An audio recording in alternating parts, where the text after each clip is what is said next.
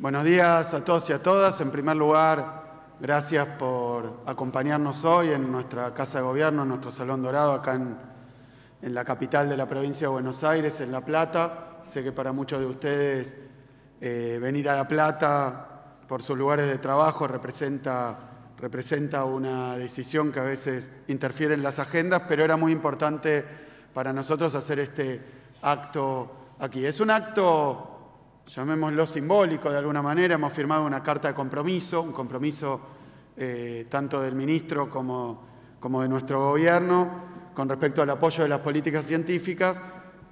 Alguien dirá, ¿qué firmaron hoy? ¿Para qué se juntan para firmar esto? Bueno, la verdad que es una firma simbólica, pero que tiene como objetivo poner blanco sobre negro, recapitular todo el trabajo, todo el esfuerzo que se ha hecho de manera conjunta en apoyo a las políticas científicas, tecnológicas, universitarias, desde el Gobierno Nacional en conjunto y articulación con el Gobierno provincial. Es decir, que hoy firmamos una carta que es un compromiso futuro, pero lo hacemos parados sobre hombros de gigantes, digamos, que sería todo el trabajo que se ha hecho hasta el presente y que tenemos para demostrar y para también recorrer, como lo venimos haciendo, a lo largo y a lo ancho de la provincia de Buenos Aires. No sé si hay una época en donde se haya trabajado tan bien en coordinación con el Gobierno Nacional, donde se haya incluido, veíamos recién, políticas del Ministerio de Producción, Ciencia e Innovación Tecnológica, pero creo que cada uno de los ministerios de la provincia de Buenos Aires tiene hoy programas y elementos para aportar al sistema científico tecnológico en la provincia, tanto en la infraestructura como en la inversión directa en investigación, en trabajo científico, en universidades. Así que hoy firmamos esta carta, que es a la vez una promesa y un balance de todo lo que se ha hecho. Así que muchas gracias por acompañarnos hoy.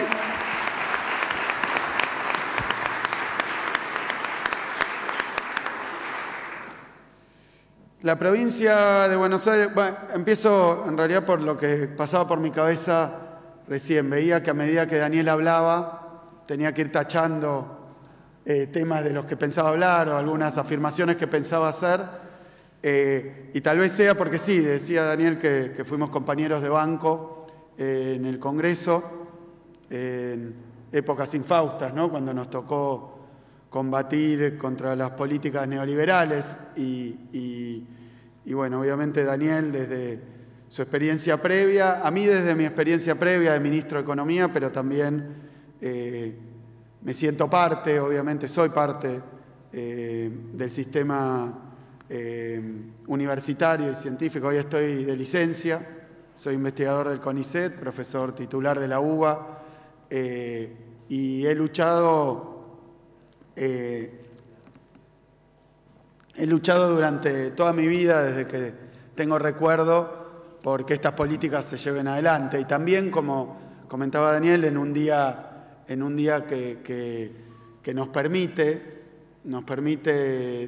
también evaluar y considerar lo que pasó con la ciencia en la Argentina, con la universidad en la Argentina, en este día que hoy a la tarde creo que con muchos de ustedes nos vamos a volver a ver en el Teatro Argentino, porque también la vicepresidenta va a hablar de esto, va a hablar de la importancia que tiene la educación, la ciencia y la tecnología en el desarrollo, pero también en un modelo de país que no es solo el desarrollo industrial o el desarrollo productivo, sino que es un desarrollo con inclusión. Es imposible pensar en un desarrollo que considere también la importancia de la inclusión social si ese desarrollo no tiene un fuerte componente vinculado a la ciencia y la tecnología. Parece remoto, parece extraño, parece disjunto, pero es imposible pensar que la economía va a crecer y al mismo tiempo distribuir si no lo hace a través de un modelo particular que en Argentina se llamó, porque cuando uno mira el desarrollo histórico, la historia, en Argentina ese modelo, que tiene muchos nombres a escala internacional, que se llama a veces desarrollismo, a veces casi diría keynesianismo también, pero es imposible pensar en la Argentina en un modelo de crecimiento con inclusión y, llamémoslo bien, justicia social, si no pensamos en las etapas del peronismo. Así que hoy un día propicio para poner todas estas cosas en la mesa, sabiendo además que es un año propicio para dar estas discusiones, porque todo esto se va a dirimir como corresponde a través de un acto democrático, de elecciones, donde va a haber que definir un montón de cosas. Creo que unas son las que se discuten en la tele, bastante más coyunturales, superficiales, a veces casi artificiales, ¿no? Porque a veces se crean debates, agendas y realidades, y eso impide que discutamos los profundos problemas, las profundas decisiones que hay que tomar cuando se va al cuarto oscuro, ¿no? Que tienen que ver con estas cosas. El otro día con Daniel me tocó acompañarlo a un municipio que hemos ido muchas veces, Punta Indio, pero yo no había podido ir a Pipinas y ver lo que tenemos ahí, la joya, el verdadero diamante que tenemos ahí, producto de políticas públicas, ¿no? Tenemos 2 bases de lanzamiento de cohetes en nuestra provincia de Buenos Aires. Parece una distopía, ¿no? De alguna manera. Y ahí está, producto de inversiones multimillonarias llevadas a cabo por los gobiernos de Néstor y Cristina, reanudadas ahora con el gobierno de Alberto y Cristina y acompañando desde la provincia de Buenos Aires. Pero es un año donde tenemos que discutir para dónde queremos seguir avanzando y a dónde no queremos retroceder y volver, ¿no? Interesante también porque hay muchísimo en riesgo. Hay muchísimo en riesgo. Más allá de las discusiones sobre el futuro, que tienen siempre algo de probabilístico, de nebuloso, de incierto, entonces discutir sobre proyectos de país o proyectos en cada una de las áreas de gobierno, resulta siempre una tarea un poco vinculada a la utopía, a las quimeras, a ideas. Pero tenemos este año una enorme ventaja en la discusión electoral. En la discusión de modelos, ¿no? Una enorme ventaja. Que más allá de todas las dificultades de la presente etapa, donde vivimos una pandemia, luego guerra, sequía, todas las dificultades posibles, y además bien dramáticas e indiscutibles, ¿no? Porque a veces uno puede decir, bueno, tuvimos tal dificultad y es difícil de ver, pero la pandemia hacía 100 años que no pasaba, una pandemia de esta magnitud, y creo que además es una exageración un poco ficticia comparar el COVID, lo que fue el COVID, lo que significó el COVID en un mundo globalizado, en un mundo como el actual, con la gripe española, que no fue ni gripe ni española para colmo, ¿no? Pero fíjense que hay que ir ahí a hacer comparaciones bastante impropias. De la misma manera que luego la guerra, ¿no? La guerra en Europa. Hay que ir a buscar, para encontrar un conflicto bélico con potencias involucradas, hay que ir a la Segunda Guerra Mundial, y obviamente esto tiene otra naturaleza, la comparación de nuevo no sirve demasiado, y ahora una sequía que es la peor en las últimas décadas largas, 60 años, 100 años, ¿no? Así que hemos tenido todo tipo de dificultad que atravesar con este gobierno, más allá de todas las consideraciones que pueda haber sobre cómo se hizo, qué se podría haber hecho y los contrafácticos. Pero bueno, discutir, como digo, el futuro siempre nos pone en ejercicios analíticos polémicos, pero tenemos una gran ventaja para comparar modelos. La ventaja es que hace poco más de 3 años vivimos una Argentina neoliberal, vivimos en una provincia sometida a políticas neoliberales. Entonces el contraste ya no requiere apelar, bueno, a lo que pasó en épocas remotas y además, de nuevo, todavía hoy en discusión, sino que lo vivimos, lo experimentamos. Nuestra sociedad atravesó una época, nuestro sistema científico-tecnológico fue presa de un ataque despiadado de estas políticas neoliberales, y ahí estuvo también un colectivo que no siempre expresa de manera visible y que le cuesta a veces organizarse y ir a la calle, pero bueno, me acuerdo Roberto, Dani, ahí en la Navidad, ¿cómo se llama? En el Polo Científico, discutiendo los ingresos al CONICET, las becas y todas estas cuestiones que se cortaron, obviamente, lógicamente se cortaron. Así que hoy nuestra sociedad tiene para dar estas discusiones, pero también tiene mucho en riesgo. Y hay grandes peligros, nos acechan grandes peligros. Y para mostrar modelos de país, mostrar posibilidades y mostrar que se puede venir, y bueno, hoy lo tenemos bien cerquita, lo vivimos. Estuvo al borde de ser mucho más profundo, porque obviamente una cosa son 4 años y otra cosa son 8, o como decían 20, o infinitos años de políticas neoliberales. Pero lo tuvimos muy en concreto. Por eso yo quiero hablar de los modos particulares en los que se lleva adelante y se desenvuelve el ajuste en la educación y en el sistema científico y tecnológico.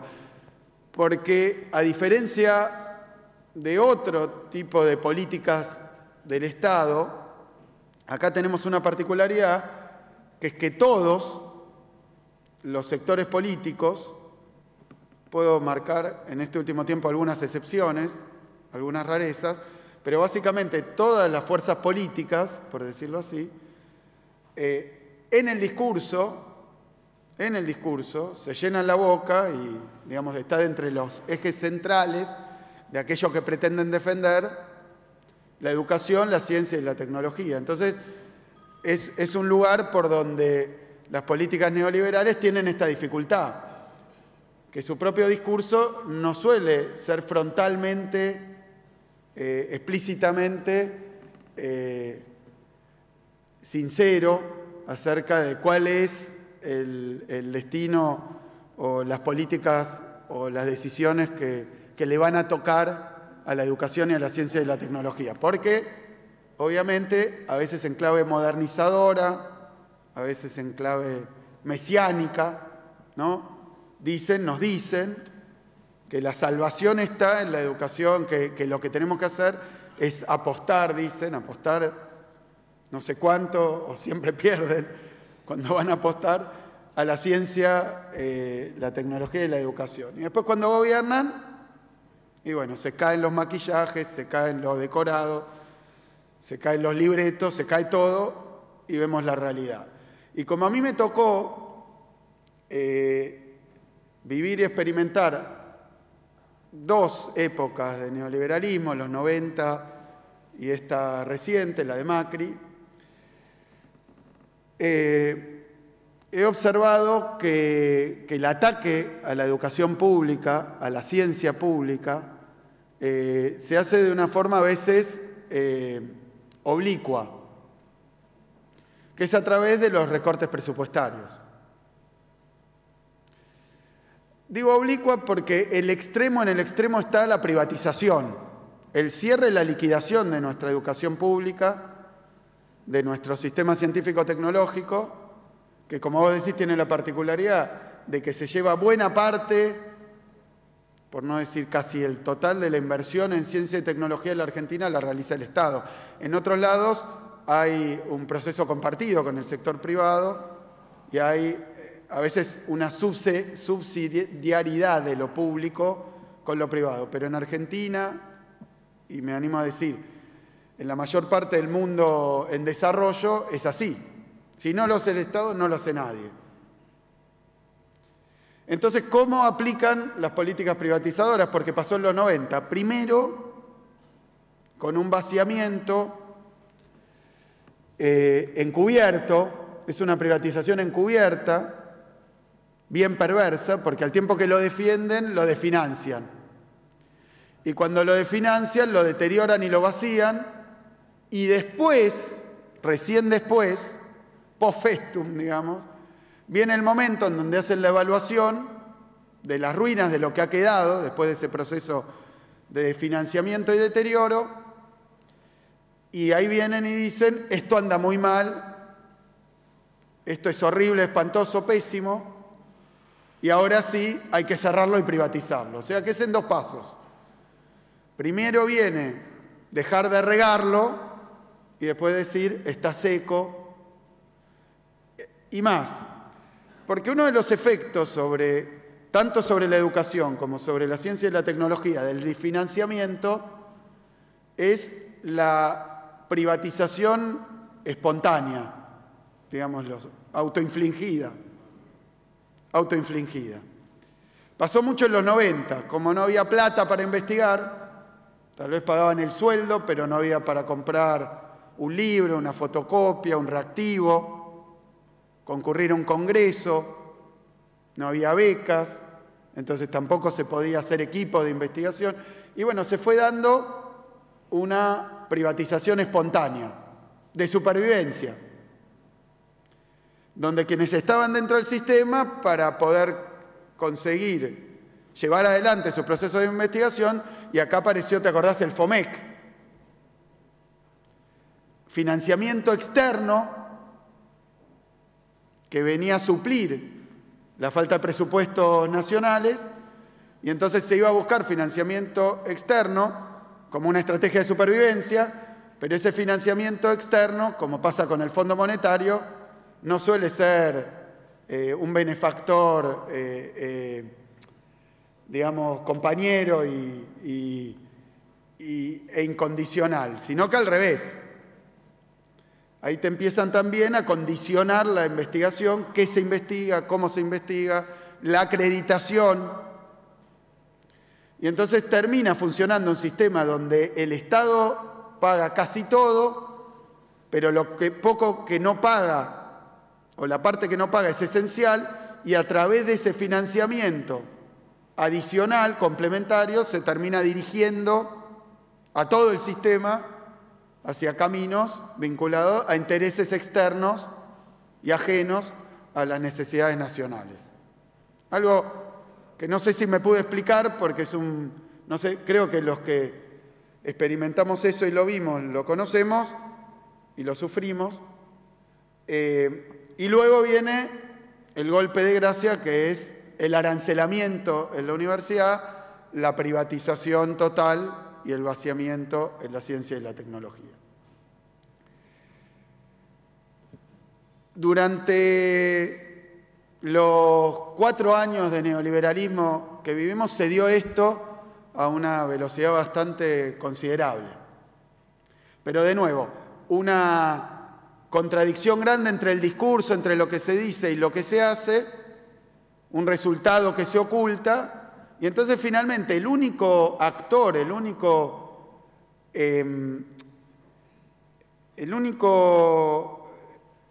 sector que tiene capacidad de contar lo que está pasando, incluso detectarlo tempranamente, es quien lo sufre.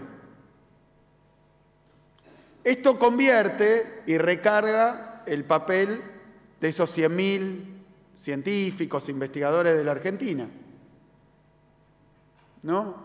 Que se convierten en realidad en los que tienen el conocimiento, la clave, el saber que hay que transmitir acerca de cómo son estos procesos, de cómo operan y cómo funcionan. Porque después vienen los números, las estadísticas, que muchas veces no terminan de explicar qué está pasando, porque una reducción del 0,37 al 0,22 parece además que estamos hablando de números decimales, ¿no? De números despreciables. Bueno, a ver, ¿cuál es la gran proeza? El 0,37.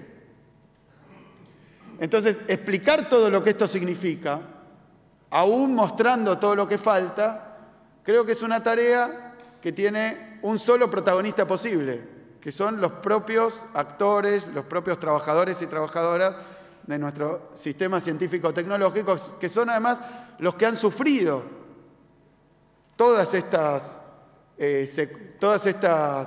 esta sucesión de etapas tan difícil de comunicar y de contar. Y después también yo miraba realmente con mucha satisfacción que parte de la inversión que el gobierno nacional va a llevar adelante en la provincia de Buenos Aires es abrir y hacer una suerte de museo ahí en Pipinas para que se pueda mostrar la pequeña NASA, por decirlo así, salvando las distancias, que tenemos en la provincia de Buenos Aires, que otro de los factores complejos para comunicar estas cuestiones, para comunicarlas y entonces defenderlas y sumar a otros en la defensa, porque aún entre 100.000 estas cosas no las vamos a poder defender y después se convierten en cuestiones casi privadas, ¿no? Casi individuales o de grupo o de sector, no sectoriales. Bueno, están defendiendo lo suyo y entonces pierde legitimidad. Entonces digo, en primer lugar, mostrar lo que existe, mostrar lo que hay, mostrar lo que se consiguió, es algo en lo que tenemos que involucrarnos fuertemente. Creo que es muy importante poner en valor el acervo de capacidades de conocimiento, de producción de conocimiento nacional, de investigación, los resultados, todo eso que, permítanme decirlo, si yo no conocía lo que teníamos en materia aeroespacial, yo digo, no porque tenga alguna cualidad especial, pero por mi trayectoria también me interesa, soy colega, conozco, soy parte y sin embargo no sabía. Entonces tenemos una tarea en la que venimos de atrás. Hay que mostrarlo. Creo que la pandemia fue una gran vidriera. Pero así todo surgieron las voces que buscan socavarlo, ensuciarlo, arruinarlo. Gobierno de científicos. Parecía algo negativo, ¿no? Porque creo que todos los que estamos en la mesa acá, algunos somos docentes e investigadores, Vero, profesora de matemática y de química también. O sea, gobierno de científicos. Era denigrar y ensuciar lo que se estaba haciendo y tratar de menospreciarlo.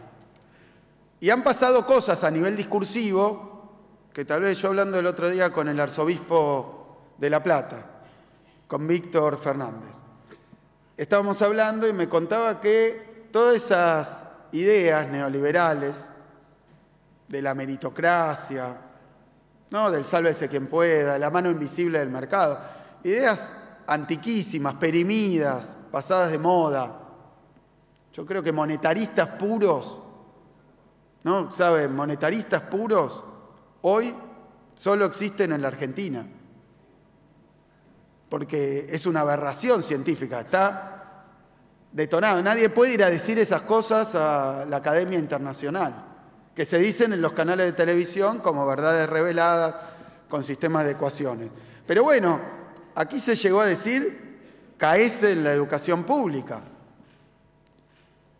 Como en algún momento habían mandado a lavar los platos a los científicos y como en algún momento cortaron las becas diciendo, y se trató de convertir al CONICET, cuna de importantísimos científicos, de gran renombre internacional, de reputación, de prestigio, bueno, en mala palabra.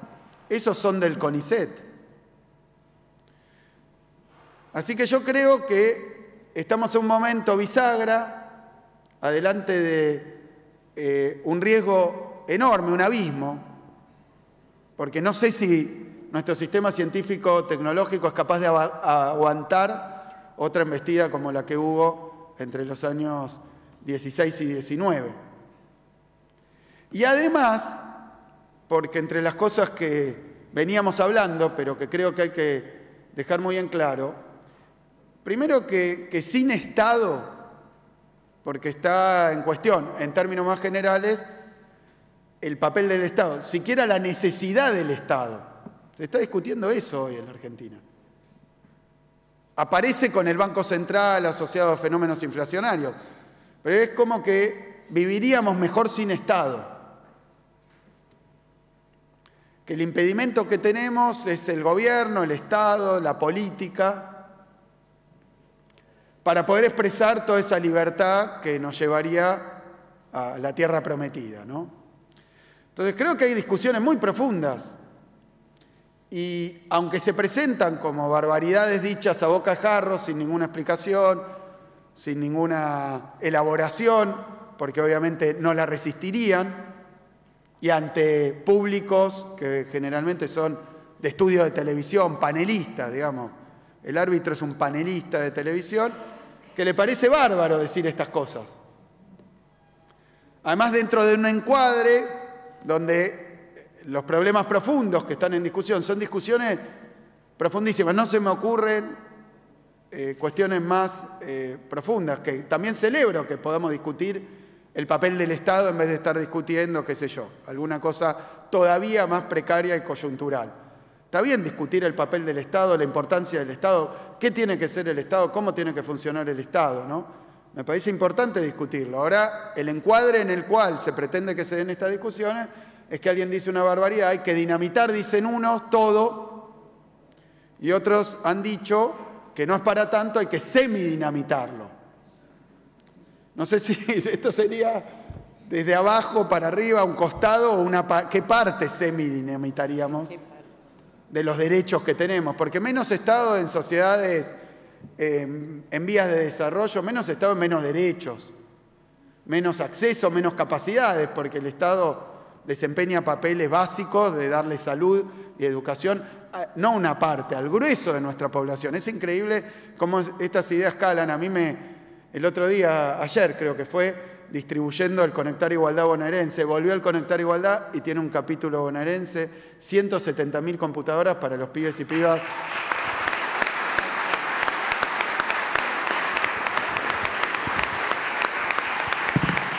Y volvió el cunita, Dani, Nico. El cunita bonaerense se fabrica en las cárceles de la provincia de Buenos Aires. Pero bueno, evidentemente, sobre las dificultades de transmitir temas complejos, bueno, lo que pasa en ITEC, lo que está pasando con las baterías de litio, bueno, todo esto, yo digo, no hay más tiempo. Hay que comunicar y hay que mostrar lo que hay. Y hay que mostrar que está en peligro. Más allá de todos los proyectos, los planes, más allá de lo que hacemos, hay que mostrar que está en peligro. Está en peligro de extinción. Si viene lo mismo, más rápido y más profundo. Porque ¿qué van a dejar en pie? Si ahora la educación no tiene que ser obligatoria, y vamos a un sistema de vouchers. Yo repartiendo estas computadoras en 9 de julio, por ejemplo, un distrito que el intendente es de la oposición, pero que acompañó y que planteaba la importancia de esto y bueno, y tuvo que acompañar mientras explicábamos que todos los pibes y pibas que estaban ahí en último año no tenían computadora en la casa, muchos de ellos ninguna, menos todavía una personal. Fíjense cómo se le restringe, cómo se le cortan caminos futuros a un pibe o una piba del interior de la provincia de Buenos Aires que no tiene la posibilidad de disponer de un instrumento, una herramienta que hoy es básica para el desarrollo personal, más de adolescente. Bueno, no tiene, no hay en la casa, no hay, tiene que pedir prestada o no tiene, o accede en la escuela circunstancialmente. Bueno, no hay escuela privada, hay alguna, pero pagamos 100% de los sueldos del Estado, no es privada. La ficción es de gestión privada y no hay medicina privada, obviamente, no hay. Decía un intendente también del interior, decía acá no tenemos ni suizos, ni alemanes, ¿no? Por el hospital alemán, por la suizo-argentina, nadie quiso venir acá a poner una clínica privada. Porque son 23.000 habitantes en todo el municipio, no da la escala. El mercado, la mano invisible, es más invisible que mano, ¿no? Porque no hay y no está. Entonces, pero estas discusiones estamos dando de nuevo. Yo creo que no hay nadie tan capacitado probablemente y con tanto prestigio en una Argentina donde se ataca todo lo público, que los científicos y los investigadores y los maestros y las maestras. También vivimos una época donde los maestros y las maestras eran mala palabra y se podían reemplazar por voluntariado. Qué desconocimiento supino de la provincia de Buenos Aires, porque no va a ningún lado eso. Pero espejito de colores, milagros presuntos, novedades que son vino viejo en vasija nueva, pero además vino podrido. Entonces, creo que es el momento del ahora o nunca. Hay que dar estas discusiones, hay que hacer un esfuerzo grandísimo. Nosotros acá en la provincia de Buenos Aires creo que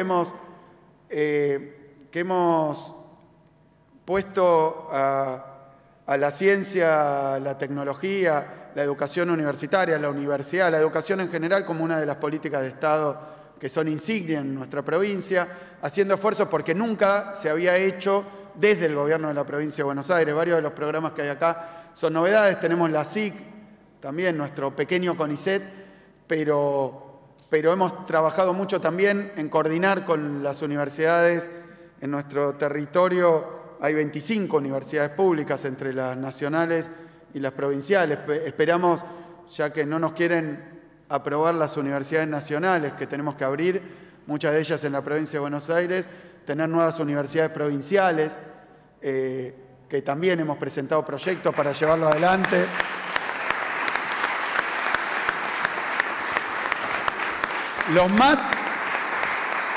Por eso, ¿cuál es la oportunidad?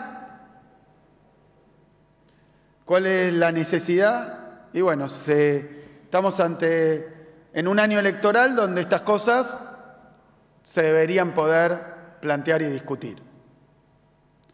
¿Cuál es la ventaja que tenemos? Vivimos el otro modelo que había que remontarse al 2001 o a los 90. Bueno, lo vivimos hace poquito, lo experienciamos. Toda nuestra sociedad vivió ataques a la educación pública, de financiamiento, los edificios escolares. A mí me gusta decir que no es caímos en la educación pública, sino que ellos vinieron a hacer caerse los edificios de la educación pública en las cabezas de quienes concurren y quienes trabajan. Explotaban las escuelas. Entonces, creo que hay una oportunidad de mostrar todo lo que hay, de también, por supuesto, proponer y entusiasmar con hacia dónde podemos ir, qué tenemos previsto, mostrar el riesgo en el que estamos. Yo lo vivo de esta manera, como un enorme riesgo, un enorme peligro, y al mismo tiempo seguir contribuyendo a mejorar un sistema que tiene que mejorarse. Nosotros decía, entre las políticas que tenemos, estamos bregando porque haya también, así como las universidades nacionales tienen ahora su espacio para discutir entre ellas, hacerlo con las universidades que tienen participación e inserción en la provincia de Buenos Aires, que no son todas provinciales, son las menos, pero bueno, empezar a integrar el sistema científico, tecnológico y universitario con las políticas de gobierno de manera más coordinada, más articulada, que en todos los ministerios aparezcan las necesidades y que también aparezcan las críticas, los proyectos y los problemas desde nuestro sistema universitario, científico y tecnológico, y entonces poder volverlo algo más compacto, más robusto, más eficaz. Y lo último que tengo para decir, porque eso es un poco el compromiso que va a tener esto, es un hito, pero vamos también a buscar reuniones más amplias para poder hablar un poco de modelo de ciencia y tecnología, modelo de país también, porque esto es lo único que quiero decir. Se necesitan mutuamente. Se necesitan de manera vital mutuamente el desarrollo, el modelo nacional, con un sistema universitario y un sistema de ciencia y tecnología. No hay, decía recién, o hay, pero es un tipo de desarrollo que es subdesarrollo. Se llama desarrollo, pero termina en subdesarrollo. Por eso tiene que ver de última, y lo hemos visto en pandemia, pero lo vemos todo el día, con qué país queremos. Es un elemento central, una de las piezas centrales en el país que queremos, obviamente bajo ataque, desprestigiada por algunos, pero prestigiosa pese a todo. Entonces creo que defender las políticas científicas de cara al futuro es una obligación que tenemos y que hay que hablar con los trabajadores y trabajadoras de nuestra ciencia, porque creo que hoy tienen más posibilidades, más capacidad, son emisores más escuchados que a veces quienes estamos en el papel de la dirigencia política y más todavía como candidatos. Así que creo que hay que mostrar esa cuestión de la inminencia de una tragedia, porque se viene una posible tragedia. Y si nos perdemos de vista eso en la hojarasca de las discusiones cotidianas, de la coyuntura, hasta de las dificultades que tenemos, creo que estamos equivocados. Creo que se juega este año la supervivencia ya de nuestra universidad, de nuestra educación pública, porque ahora se dice de manera a cara descubierta que el proyecto es terminar con todo esto, erradicarlo, dinamitarlo. Cuando hablan de dinamitar, son las universidades, el CONICET, tal vez hablan más abstracto del Estado, pero es eso, porque van a empezar por ahí, no tengan duda. Es de lo más sencillo, de lo más rápido, de lo más fácil, van a empezar por ahí. Así que creo que tenemos algo para entusiasmarnos, que es todo lo que hemos hecho, todo lo que hay que conservar, todo lo que hay que desarrollar, todo lo que hay que potenciar, todo lo que hay que sostener. Y del otro lado tenemos un abismo en el que no tenemos que dejar caer aún los que no saben porque los llevan con los ojos vendados. Así que muchísimas gracias a todos y a todas.